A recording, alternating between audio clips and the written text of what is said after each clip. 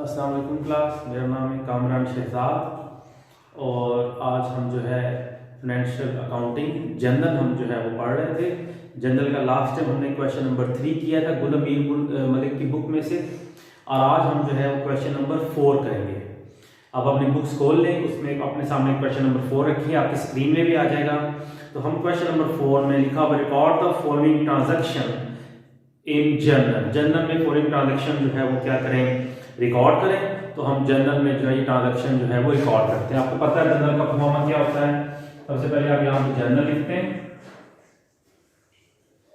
Okay, हमारे पास time जो है वो शॉर्ट होता है क्योंकि आपकी वीडियो जो है वो डिपेंड करती है हमारे इसके ऊपर, लेंथ के ऊपर। तो ये हमने सबसे पहले जो है वो डेट, डिस्क्रिप्शन लिखनी है, JR लिखेंगे, यहां पे हम डेबिट और यहां पे हम क्या लिखेंगे, क्रेडिट। पहली जो ट्रांजैक्शन है आपकी बुक में वो दिखी हुई है, invest into business ₹50,000 comma furniture ₹10,000। यानी आप बिजनेस में जो है वो पैसा भी इन्वेस्ट कर रहे हैं और कैश और फर्नीचर भी लेके आ रहे हैं। तो मैंने कहा था जब भी आप फर्नीचर को इन्वेस्ट करेंगे, तो मतलब फर्नीचर जब भी कोई बिजनेस इन्वेस्ट करेंगे, पैसा स्टार्ट करेंगे कारोबार, तो आप कैश भी लेके आ सकते हो, आप एसेट भी लेके आ सकते हो। तो जो भी कारोबार के अंदर चीजें आएंगी वो कारोबार के एसेट में क्या करेंगी, इजाफा करेंगी। तो लिखा हुआ इन्वेस्टिंग इनटू बिजनेस, कारोबार में इन्वेस्ट किया गया, पैसा लगाया गया ₹50,000 यानी कैश लाया गया, और उसके बाद फर्नीचर कितना, 10,000। तो इसको हम ऐसे लिखेंगे, इसमें डेट भी दी हुई है, हम यहाँ पे लिखेंगे मई, और डेट लिखी हुई है 01, तो हम यहाँ पे लिख देंगे 01। तो मई में हमको क्या लेके आया, कारोबार में क्या लेके आया, कैश लेके आया। हम लिखेंगे कैश अकाउंट, क्योंकि कैश जब भी कारोबार में कोई चीज कैश आएगा शुरू में, तो कारोबार कैश में क्या हो जाएगा, इजाफा, और कैश में इजाफा क्या होता है, डेबिट। तो हम कैश को डेबिट करेंगे 50,000 से। आज भी आपके लिए नई चीज है, इसे कहते हैं कंबाइन एंट्री। अब जरूर पहले आपने जितनी भी एंट्रीज की उसमें एक एंट्री डेबिट होती थी, एक एंट्री क्रेडिट होती थी, लेकिन एक से ज्यादा एंट्रीज भी डेबिट हो सकती हैं, और एक से ज्यादा जो है वो अकाउंट डेबिट हो सकते हैं, और एक से ज्यादा अकाउंट जो है वो क्रेडिट भी हो सकते हैं। तो ये क्वेश्चन जो है आपको ये सिखाएगा कि एक से ज्यादा अकाउंट कैसे डेबिट हो सकते हैं। तो कह रहा है कि इन्वेस्ट इनटू बिजनेस, बिजनेस में इन्वेस्ट किया गया, कैश कितना 50,000 और फर्नीचर कितना 10,000। अब कारोबार में कैश भी आ रहा है, कैश में इजाफा क्या होता है, डेबिट, और फर्नीचर भी आ रहा है, फर्नीचर में भी इजाफा क्या होता है, डेबिट। तो अब दो अकाउंट्स जो है वो डेबिट होंगे, ठीक है।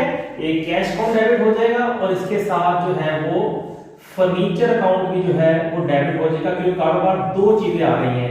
एक कारोबार में क्या आ रहा है, कैश आ रहा है, एक कारोबार में क्या आ रहा है, फर्नीचर आ रहा है। कैश कितना आ रहा है, 50,000, और फर्नीचर कितना आ रहा है, 10,000। तो दोनों चीजें जो है वो कारोबार के एसेट में इजाफा करती हैं, दोनों क्या हो जाएंगी, डेबिट। और मैंने पहले भी बताया था कि अगर इन्वेस्ट का वर्ड आ जाए तो इसका मतलब कारोबार के कैपिटल में इजाफा हो रहा है। फॉर एग्जांपल यहाँ पे जो लेके आया ना कैश और फर्नीचर, फॉर एग्जांपल वो बिल्डिंग भी लेके आ सकता है। याद करें अकाउंटिंग इक्वेशन को कि वो एक ही वक्त में वो कैश भी लेके आ रहा था, वो गुड्स भी लेके आ रहा था, वो फर्नीचर भी लेके आ, तीनों को हमने जमा किया था और कैपिटल में जो है वो लिख दिया था। इसी तरह जब भी कारोबार शुरू करते हैं तो इस क्वेश्चन में वो कैश भी लेके आ रहा है और फर्नीचर भी लेके आ रहा है। कैश भी हमने डेबिट किया, फर्नीचर भी डेबिट किया, क्योंकि इन्वेस्ट कर रहा है। जब कारोबार में कोई पैसे इन्वेस्ट करते हैं तो कारोबार के कैश में इजाफा हो जाता है, कारोबार के फर्नीचर में इजाफा हो जाता है। और क्योंकि कारोबार शुरू कर रहे हैं, इन्वेस्ट कर रहे हैं, तो दूसरी तरफ कारोबार के कैपिटल में इजाफा हो जाएगा। कैपिटल में इजाफा क्या कहलाता है, क्रेडिट। तो हम यहाँ पे थोड़ा आगे करके क्या लिखेंगे, कैपिटल अकाउंट को हम क्या करेंगे, क्रेडिट करेंगे कितने अमाउंट से, 60,000 से। नरेशन में हम लिखेंगे इन्वेस्टेड, वही जो नरेशन आपकी बुक में लिखी हुई है, इन्वेस्टेड इनटू बिजनेस, यानी बिजनेस में हमने क्या किया है, इन्वेस्ट किया है। उम्मीद है आपको बात समझ में आई होगी कि कारोबार में इन्वेस्ट करें, इन्वेस्ट इनटू बिजनेस। बिजनेस में हम क्या कर रहे हैं, इन्वेस्ट कर रहे हैं। क्या इन्वेस्ट कर रहे हैं, कैश इन्वेस्ट कर रहे हैं। क्या इन्वेस्ट कर रहे हैं, फर्नीचर इन्वेस्ट कर रहे हैं। जब हम इन्वेस्ट करेंगे तो कारोबार के कैश में भी इजाफा हो जाएगा, कारोबार के फर्नीचर में भी इजाफा हो जाएगा, और दूसरी तरफ कारोबार के कैपिटल में इजाफा हो जाएगा। एसेट में इजाफा जो है वो डेबिट होता है, और कैपिटल में इजाफा क्या होता है, क्रेडिट। ये रूल है।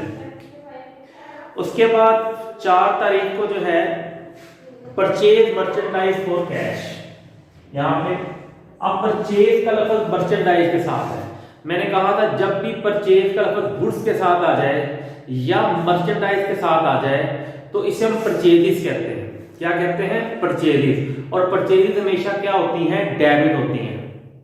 तो अगर लिखा हुआ है परचेज्ड मर्चेंडाइज, इट मींस आपने चीजें परचेज की हैं और आपकी परचेजेस में इजाफा क्या होता है, डेबिट। जब भी परचेज मर्चेंडाइज आ जाए आपने आंखें बंद करके परचेजेस को क्या कर देना है, डेबिट कर देना। आंखें बंद करने से मेरी मुराद ये कि आपको ज़हन में हो कि आप चीजें खरीद रहे हैं, और जब चीजें खरीदेंगे तो आपकी परचेजेस में इजाफा हो जाएगा, और परचेजेस में इजाफा क्या होता है, डेबिट होता है। जब भी परचेज मर्चेंडाइज आ जाए, परचेज गुड्स आ जाए, तो आप परचेजेस को क्या करेंगे, डेबिट करेंगे, क्योंकि आप चीजें खरीद रहे हैं। और दूसरी तरफ आपके कैश में कमी हो जाएगी, क्योंकि चीजें आप क्या खरीद रहे हैं, कैश में खरीद रहे हैं। जब कैश में खरीदेंगे तो आपके कैश में क्या हो जाएगी, कमी हो जाएगी, और कैश में कमी क्या कहलाती है, क्रेडिट कहलाती है। तो एंट्री होगी परचेज अकाउंट डेबिट, और कैश अकाउंट क्या हो जाएगा, क्रेडिट हो जाएगा। बार हमने एंट्रीज की हुई हैं। तो purchase merchandise for cash, purchase merchandise, purchase में इजाफा क्या होता है, डेबिट होता है, और कैश में कमी जो है वो क्या होता है, क्रेडिट होता है। तो हम यहां पे लिखेंगे 4000 और 4000। तो नरेशन लिखेंगे परचेज्ड मर्चेंडाइज फॉर कैश। तो उम्मीद है आपको जो है ये दोनों एंट्रियां जो है वो समझ में आ गई होंगी। उसके बाद हमारी तीसरी एंट्री है, ये आप उतार लीजिएगा साथ साथ ताकि आपको बात समझ में आ जाए। या पीछे आप अपनी जो वीडियो लेक्चर है इसमें सारी तरह बैक रिवाइंड करके जो है वो लेक्चर को जो है वो देख सकते हैं, पॉज कर सकते हैं, पॉज करके आप एंट्री जो है वो क्या कर सकते हैं, रिकॉर्ड कर सकते हैं। Paid advance rent for the year. अब आप रेंट पे कर रहे हो, वो भी एडवांस में। अगर खाली कहता है पेड रेंट, तो मैंने कहा था जब भी पेड का लफ्ज आता है आपके कैश में कमी हो जाती है, और कैश में कमी क्या कहलाता है, क्रेडिट कहलाता है। और क्योंकि आप कैश में कमी किस वजह से हो रही है, रेंट की वजह से हो रही है, और रेंट एक्सपेंस है, एक्सपेंस में इजाफा क्या होता है, डेबिट होता है। तो हम एंट्री कर देते हैं रेंट डेबिट कैश क्रेडिट। यहां पे वो कह रहा है पेड एडवांस रेंट। अगर एडवांस रेंट की बात करेगा तो आप जो है खाली रेंट की बजाय क्या लिखेंगे, एडवांस रेंट लिखेंगे। क्या लिखेंगे, एडवांस रेंट। आप क्या डेबिट करेंगे, वैसे इसको प्रीपेड रेंट भी कहते हैं, प्रीपेड अभी आपके लिए जरा मुश्किल होगा।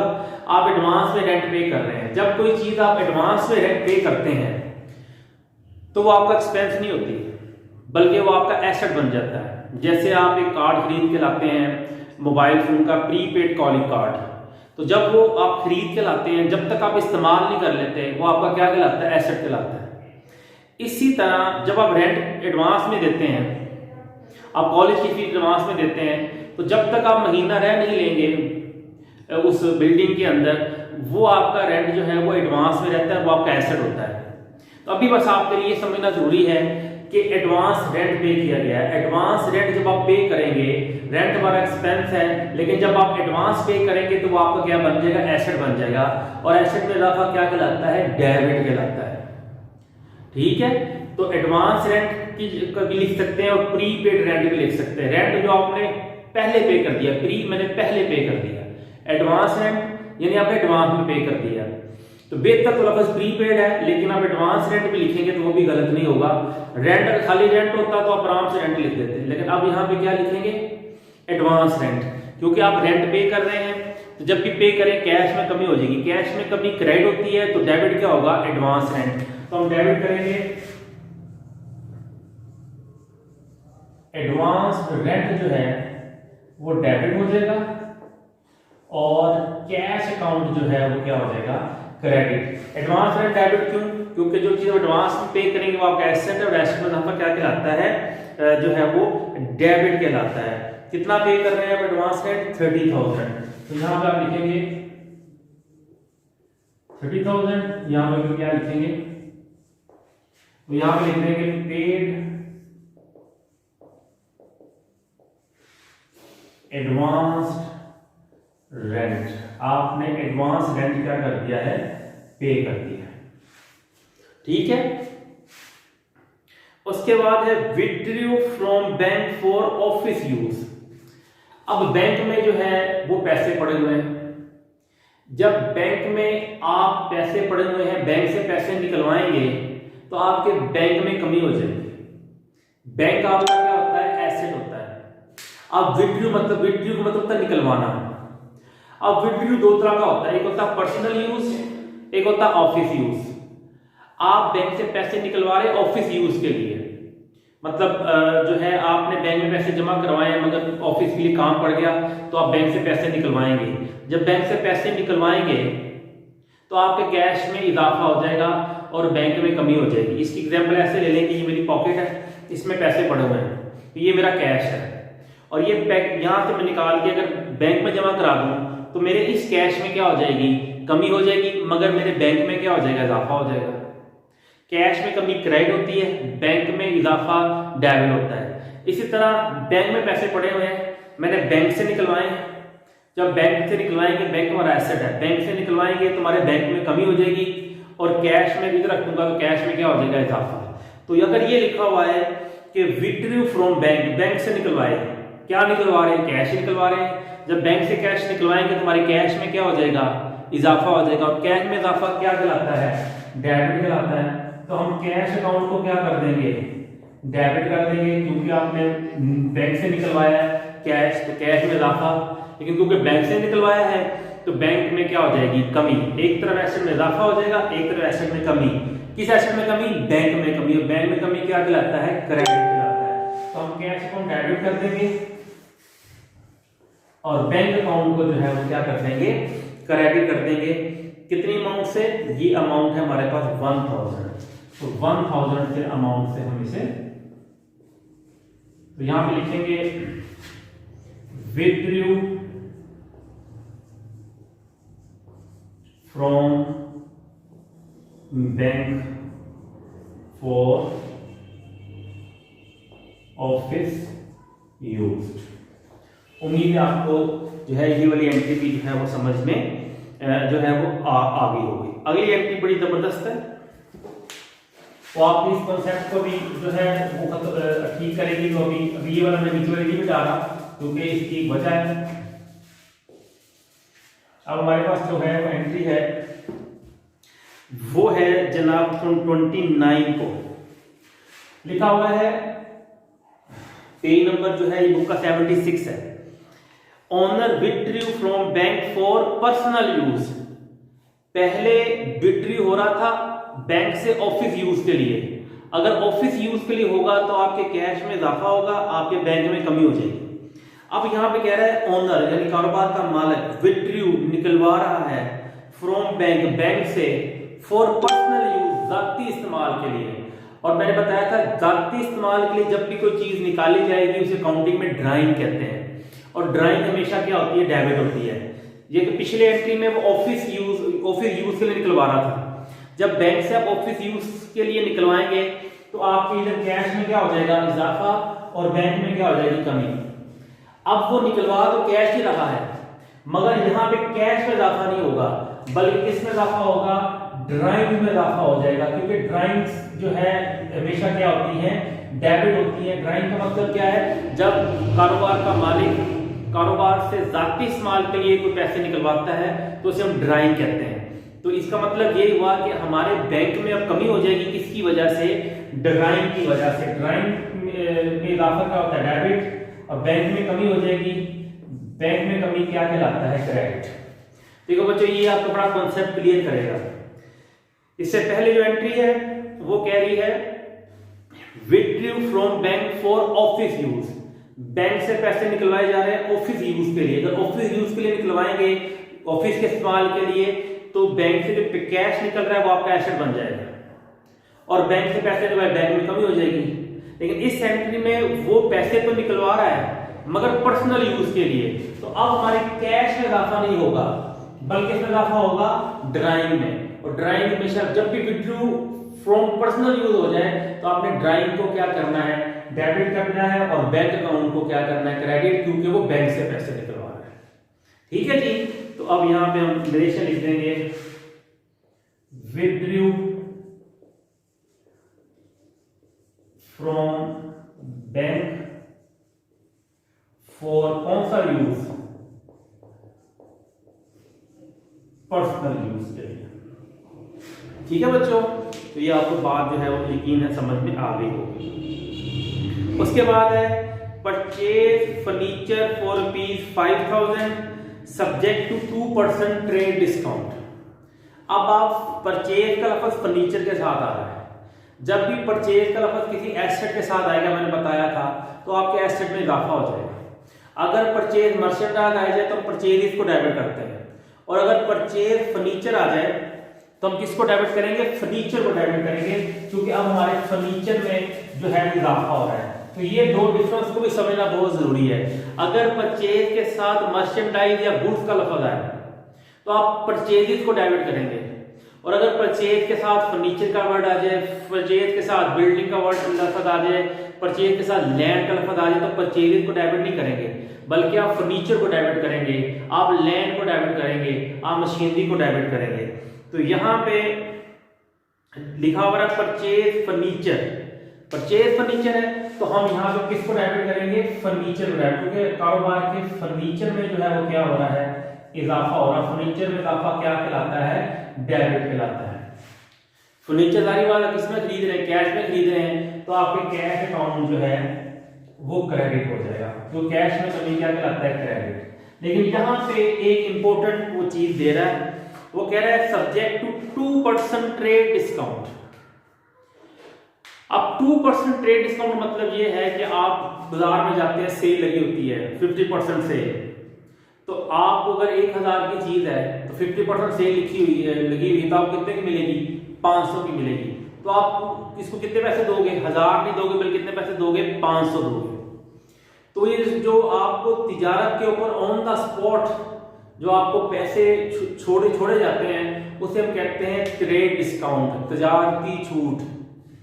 जब कारोबार को किसी चीज के खरीदने के बदले में किसी प्रोडक्ट की असल कीमत के ऊपर कुछ पैसे छोड़ दिए जाएं तो वो छूट जो है वो तजारती छूट यानी ट्रेड डिस्काउंट कहलाती है।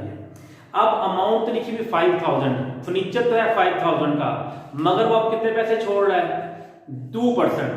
तो 500 का 2% होता है 100 रुपया, 5000 का 2% होता है 100 रुपीज, तो वो आपको 100 रुपीज छोड़ेगा। इट मीन आप फर्नीचर कितने का खरीदेंगे, 4900 का खरीदेंगे। कितने का खरीदेंगे, 14। कैसे खरीदा, आपने 5000 आपको दिया, मल्टीप्लाई बाय 2 डिवाइड बाय 100, जब करेंगे तो 100 रुपया आ जाएगा। अब 5000 में से जब आप 100 रुपया लेस करेंगे तो पीछे कितना रह जाएगा, 4900, और वो आपने 4900 का जो है वो खरीदा। ऊपर वाली जो अमाउंट है वो जो है वो 7000 है, तो ये 7000। तो ये बेटा बहुत ही आसान है, जो मैंने बातें बताई हैं इसको आपने दोबारा एक मरतबा लेक्चर सुनने से इतनी बात समझ नहीं आती, आपने 1-2 मरतबा इस लेक्चर को सुनना है, और फिर अगर आपको कोई बात समझ नहीं आती तो मुझसे आपने डायरेक्ट मैसेज पे जो है वो पूछ लेना है। तो क्वेश्चन नंबर 4 जो है ये हमारा जो है वो क्लियर हो गया है। उसके बाद आपने जो है वो शॉर्ट क्वेश्चन जो है वो याद करने हैं। सबसे पहले आपने ये जो है व्हाट इज जर्नल, जर्नल किसे कहते हैं, व्हाट इज जर्नलाइजिंग, जर्नलाइजिंग किसे कहते हैं, व्हाट इज एंट्री, एंट्री किसे कहते हैं। तो 3 आपने जो है वो जो है शॉर्ट क्वेश्चन जो है वो याद करने हैं लाजमी। व्हाट इज जर्नल, ये शॉर्ट क्वेश्चन पेज नंबर 71 पे, व्हाट इज जर्नल, जर्नल क्या चीज है, व्हाट इज जनरलाइजिंग, जनरलाइजिंग क्या चीज है, और व्हाट इज एंट्री, एंट्री क्या चीज है। जनरल से मुराद क्या है, जनरल तमाम कारोबारी लेन देन का तारीखवार इब्तदाई इंदराज है, यानी जनरल में जितने भी लेन देन हो रहे हैं उसमें हम तरतीब से और तारीख के साथ जो है वो इंदराज करते हैं, इसको हम रोजनामचा या डे बुक भी कहते हैं। तो जनरल की ये जो है सिंपल सी डेफिनेशन है। जनरलाइजिंग क्या चीज है, जनरल में कारोबारी लेन देन दर्ज करने के अमल को जनरलाइजिंग कहते हैं, यानी जो अभी हम काम कर रहे हैं कारोबारी लेन देन को जनरल में क्या कर रहे हैं, दर्ज कर रहे हैं। तो ये जो प्रोसेस हमने अभी कर रहे हैं इसे हम कहते हैं जनरलाइजिंग। जनरल में कारोबारी लेन देन को दर्ज करने के अमल को हम क्या कहते हैं, जनरलाइजिंग कहते हैं। जनरल में डेबिट होने वाले खाते को पहले, ये देखो डेबिट को हम पहले लिखते हैं और क्रेडिट होने वाले खाते को जो है वो बाद में जो है वो लिखा जाता है। दोनों खातों के सामने डेबिट और क्रेडिट कॉलम दर्ज होते हैं। देखो ड्राइंग का कॉलम है तो इसमें डेबिट है और बैंक का कॉलम इसमें क्रेडिट है। उसके बाद अंदराज के नीचे वजाहत दर्ज की जाती है। ये देखें, ये जो नरेशन से कहते हैं इसे कहते हैं वजाहत। तो दोबारा पढ़ता हूं, जनरल में कारोबारी लेन देन के अमल को दर्ज करने के अमल को जनरलाइजिंग कहते हैं। जनरल में डेबिट होने वाले खाते को पहले और क्रेडिट होने वाले खाते को जो है वो बाद में लिखा जाता है। दोनों खातों के सामने डेबिट और क्रेडिट कॉलम में अमाउंट दर्ज करते हैं, अंदराज के नीचे वजाहत है। उसके बाद व्हाट इज एंट्री, जनरल में कारोबारी लेन देन के इंदराज के अमल को एंट्री कहते हैं, यानी ये जो हम इंदराज कर रहे हैं ये वाली एंट्री ड्राइंग टू बैंक। हम कहेंगे गुड्स परचेज फॉर कैश की एंट्री क्या हो गई, तो आप कहेंगे परचेज अकाउंट डेबिट और कैश अकाउंट क्रेडिट, तो इसे हम एंट्री कहते हैं। इसमें हर लेन देन के डेबिट और क्रेडिट खाते को तारीखवार दर्ज किया जाता है, यानी जो भी हम लेन देन कर रहे हैं इसको तारीखवार दर्ज किया जाता है। सिर्फ 3 मैंने दिए आपको, 5 नहीं दी, 10 नहीं दी, 15 नहीं दी, 3 आपने याद करनी है हर हाल में। देखो बेटा अगर आप याद नहीं करोगे तो इसमें आपका ही नुकसान है, तो इसको अच्छे तरीके से याद करना। इसका आपका टेस्ट भी होगा ऑनलाइन, मैंने आपका टेस्ट भी लेना है। उम्मीद है आपको आज का लेक्चर समझ में आ गया होगा। अपना बहुत ख्याल रखिएगा। अस्सलाम वालेकुम।